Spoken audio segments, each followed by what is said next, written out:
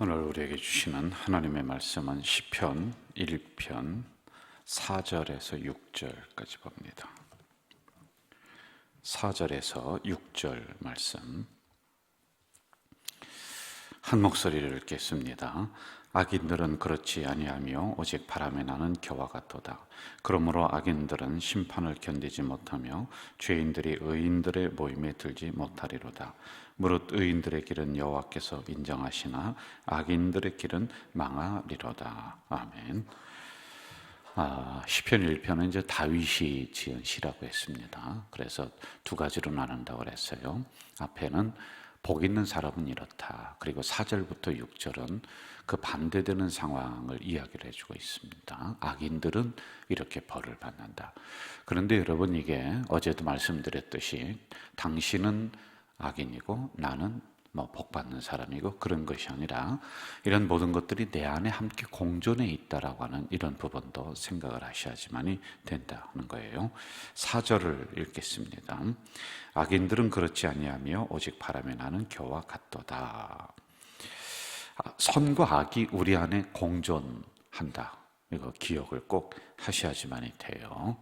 여러분, 믿음으로 열심히 살려고 하는 마음이 있고 또 그렇지 않은 마음이 우리들에게 항상 이제 갈등을 일으키고 있단 말이에요. 그럼 우리는 어떤 편을 선택을 하며 나아갈 것인가? 이게 이제 날마다 우리가 선택을 해야 되는 부분들, 이런 말입니다. 복 있는 사람이냐, 악이 있는 사람이냐, 복 있는 행동이냐, 악한 행동이냐, 이러한 선택의 기로에 여러분과 제가 놓여 있다는 겁니다. 자, 복 있는 사람은 이런저런 복을 받는다. 그리고 마지막에 뭐라고 했냐면은 최종적으로는 형통한다. 이렇게 기록을 해놨어요. 그런데 4절을 우리 구체적으로 봅시다. 악인은 그렇지 않다. 그럼 어떻게 되느냐? 바람에 나는 겨와 같도다. 이렇게 말씀하고 있습니다.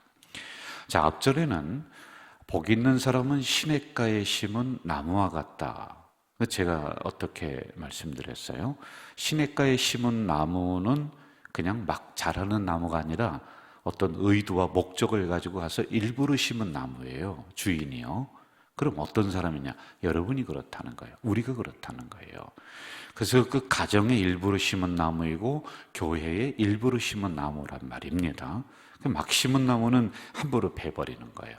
그러나 일부러 심은 나무는 가지치기를 해주고 거름을 주고 잘 자라도록 돌본다라고 하는 것이지요.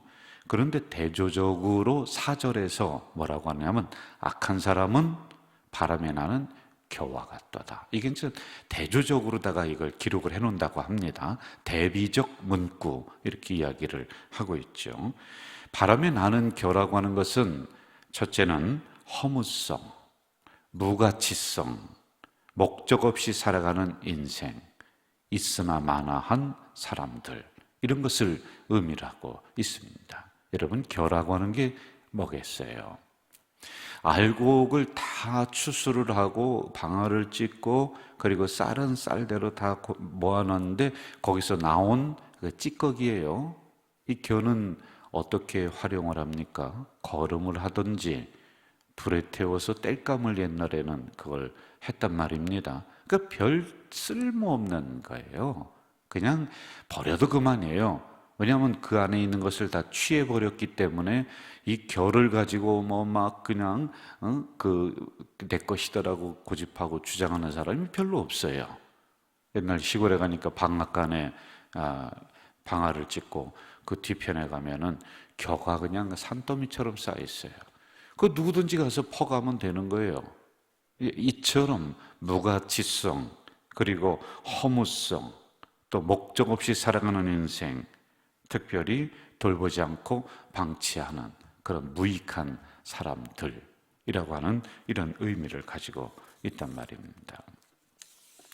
이게 바로 악인의 특징이다라고 하는 거예요. 여러분, 악한 사람들의 그 말이나 행동을 보세요. 알맹이가 없어요. 알맹이가요. 그리고 뭔가 좀 큰 일을 도모하려고 하면은 도대체 그 사람과는 큰 일을 도모할 수도 없는 알곡이 다 빠져나가 버린 거예요. 허무해요. 일을 할 수가 없어요. 별로 사람들에게 유익을 주지 못합니다. 결국에는 쭉 가다 보면은 그 사람 때문에, 그 악함 때문에 그 집단이 고통을 받는단 말이에요. 이게 5절입니다. 5절. 같이 한번 읽어볼까요? 5절 시작. 그러므로 악인들은 심판을 견디지 못하며 죄인들이 의인들의 모임에 들지 못하리로다. 심판을 견디지 못한다. 심판이라고 하는 것은 히브리어로 미십마트, 이것은 공의라고 하는 뜻이에요. 그리고 견디다라고 하는 것은 쿰, 일어서다라는 것. 이 두 단어를 합쳐보면은 악인은 공의 가운데 서지 못한다. 악인은 의로운 일에 동참하지 않는다. 이거예요. 그러니까 의로운 일에 별 관심이 없다는 겁니다. 분쟁을 일으키는 거예요. 좋은 일에 동참하지 않습니다. 선한 일에 동참하지 않습니다. 여러분, 동참하려고 하는 사람도 오히려 동참하지 못하도록 그 악한 사람은 그 길을 막아버리는 거란 말이에요. 이게 악인들의 특징. 그래서 그 사람은 있으나마나한 겨와 같은 인생이다라고 하는 겁니다. 여러분, 이왕이면 어떤 자리에 있고 싶습니까?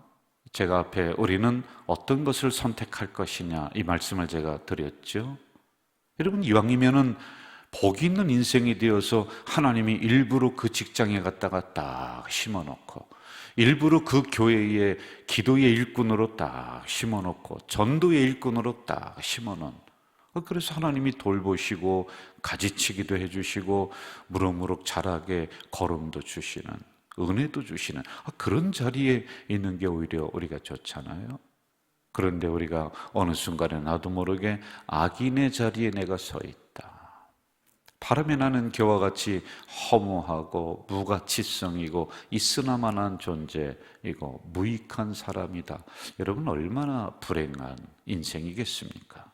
저는 이왕이면은 우리 가족 공동체 성도들이 하나님이 사용하시는 일부러 심겨진 나무의 자리에 있는 우리 성도들 되시기를 주 이름으로 축원합니다. 6절로 가보겠습니다. 6절 같이 한번 읽을까요? 무릇 의인들의 길은 여호와께서 인정하시나 악인들의 길은 망하리로다. 이제 두 가지도 여기 기록해 놓고 있죠. 결론적인 부분입니다. 복 있는 사람의 길은 하나님이 인정하세요. 그러나 그렇지 않은 악인들의 길은 망한다라고 하는 것입니다. 여러분, 인정한다라고 하는 것은 지금도 보고 계신다, 그리고 지금도 이해하고 계신다. 하나님이 우리를 보고 계시고 우리가 하는 행동을 동의하시면서 이해하시는 게 바로 인정한다라고 하는 뜻입니다. 저는 우리 공동체 식구들이 사람에게도 인정받고 하나님에게도 인정받고요. 그렇죠?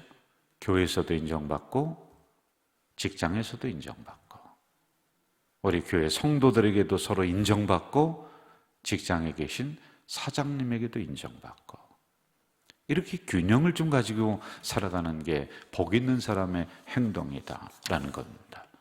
교회에서는 그냥 모든 있는 척 다 하고 선한 척 다 하는데 사회에 나가서는 바람에 나는 겨와 같다. 여러분, 이것은 균형이 안 맞는 것이죠. 언젠가는 드러나게 되어 있단 말입니다. 그래서 저는 양쪽에서 다 인정받는 그런 균형 있는 성도들 되시기를 주 이름으로 축원합니다. 자, 그 다음에 다음과 같이 네 가지로다가 1편을 전체적으로 정리를 하면은 이렇습니다. 첫째, 여호와의 율법을 묵상하시기 바라요. 이건 중얼거린다라는 뜻이죠. 그러면 어떻게 돼요? 그 말씀이 내 마음속에, 머릿속에, 그 다음에 행동으로 나오게 되어 있습니다. 그리고 그 말씀은 빛이 되시고 길이 되시고 우리를 지켜주시는 지팡이가 된다.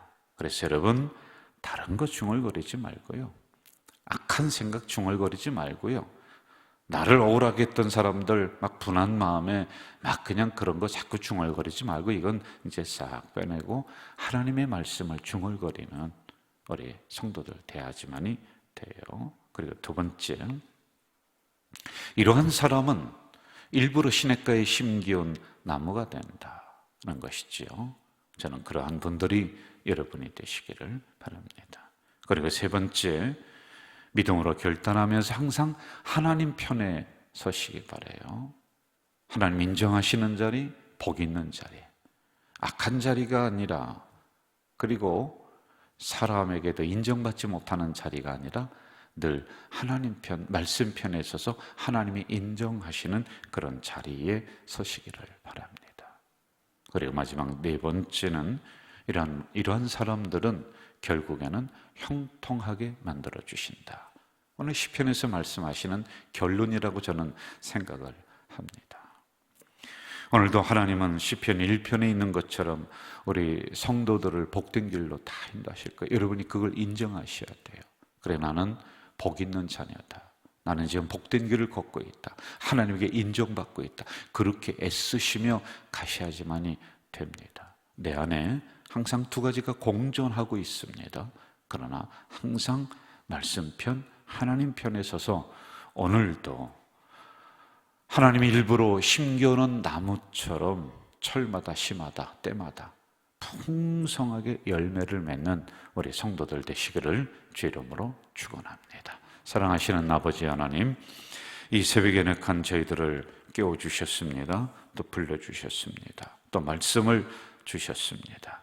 이 말씀이 내 것이 될 수 있도록 도와주시옵소서.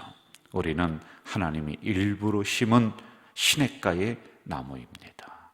결국에는 철마다 열매 맺을 것이요 형통할 것입니다. 그러나 어느 때는 악한 생각이, 악한 행동이 나의 마음을 어렵게 만듭니다.